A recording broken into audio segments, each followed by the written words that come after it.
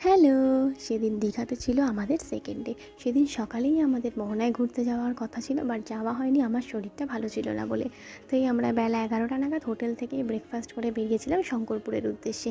শঙ্করপুরে পৌঁছে ফার্স্টেই আমি, বাবা, মা ৩ জনে ৩টে ডাব খেয়ে নিয়েছিলাম। শঙ্করপুরের পরিবেশটা বেশ শান্ত আর চুপচাপ টাইপের ছিল, ভালো লাগছিল। কিন্তু সমুদ্রের গর্জনটা ছিল ততটাই ভয়ঙ্কর। তো শঙ্করপুরে একটার বেশি আর কেউ থাকে না, কারণ একটার পরে ফাঁকা হয়ে যায়, তাই আমরাও আর বেশিক্ষণ ছিলাম না। সেখান থেকে আমরা চলে এসেছিলাম মোহনাতে। মোহনায় তখন দেখার কিছুই ছিল না, কিন্তু যেহেতু আমাদের ঠিক হয়েছিল তাই আমরা একটু ঘুরতেও এসেছিলাম, একটা ছবিও তুলে নিয়েছিলাম। তো মোহনা থেকে আমরা একদম সোজা চলে গিয়েছিলাম হোটেলে গিয়ে ঝটপট ড্রেস চেঞ্জ করে চলে এসেছিলাম সমুদ্রে।